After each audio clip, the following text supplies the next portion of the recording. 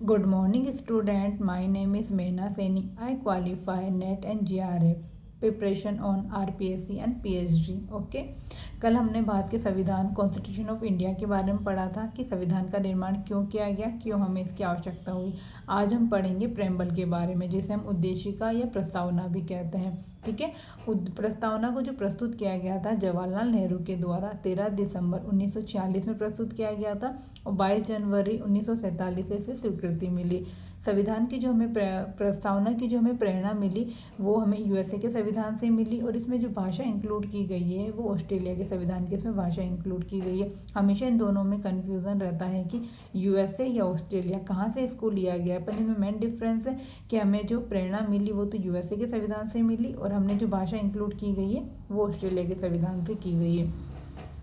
आगे हम देखते हैं कि इसके अंदर शब्द जो इंक्लूड किए गए हैं संपूर्ण प्रभुत्व संपन्न समाजवादी पथनिरपेक्ष लोकतांत्रिक गणराज्य, जिसमें से कुछ शब्द जो हैं वो पहले से इसमें इंक्लूड थे मूल प्रस्तावना के अंदर, और बाकी के शब्द 42 संविधान संशोधन अधिनियम से इसके अंदर लिए गए हैं। मैं 42 संविधान संशोधन अधिनियम के बारे में आपको बताती हूँ कि ये इसे मिनी संविधान भी कहा जाता है, क्योंकि इसके अंदर समाजवादी पथनिरपेक्ष और अखंडता ये 3 शब्द हैं 42 संविधान संशोधन अधिनियम के द्वारा प्रस्तावना में इंक्लूड किए गए थे। पहले ये शब्द इसके अंदर इंक्लूड नहीं थे। इसे मिनी संविधान क्यों कहा जाता है, क्योंकि इस टाइम पे काफ़ी सारे शब्दों को इंक्लूड किया गया था। जैसे कि मैं आपको बताऊं, सबसे पहले तो 3 शब्द इंक्लूड किए गए थे संविधान के अंदर। उसके बाद में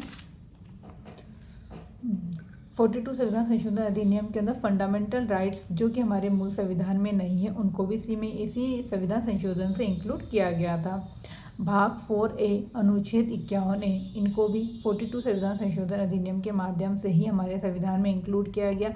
DPSP में काफ़ी सारे अनुच्छेद है जो 42 संविधान के माध्यम से इंक्लूड किए गए। मैं आपको 1 बाय 1 समझाने की कोशिश करती हूँ।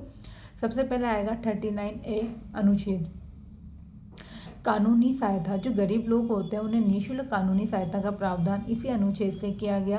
42A अनुच्छेद उद्योगों के प्रवर्धन की व्यवस्था की गई, जिसमें कि जो कर्मचारी होते हैं उनको भी इसमें भागीदारी इंक्लूड की जाएगी। 48A अनुच्छेद इसके अंदर इंक्लूड किया गया पर्यावरण का संरक्षण, कि हमें पर्यावरण का संरक्षण करना चाहिए। उसके बाद में इसमें आएगा 7वीं अनुसूची, जिसमें हमें राज्य सूची और समवर्ती सूची, जिसमें राज्य सूची के अंदर जो 5 विषय थे उनको निकालकर समवर्ती सूची में डाल दिया गया। वो 5 विषयों के बारे में आपको मैं बताऊंगी। शिक्षा, वन, वन्य जीवों व पक्षियों का संरक्षण, न्याय का प्रशासन और नाप और तोल, इन 5 विषयों को राज्य सूची से निकाल के समवर्ती सूची में डाला गया था।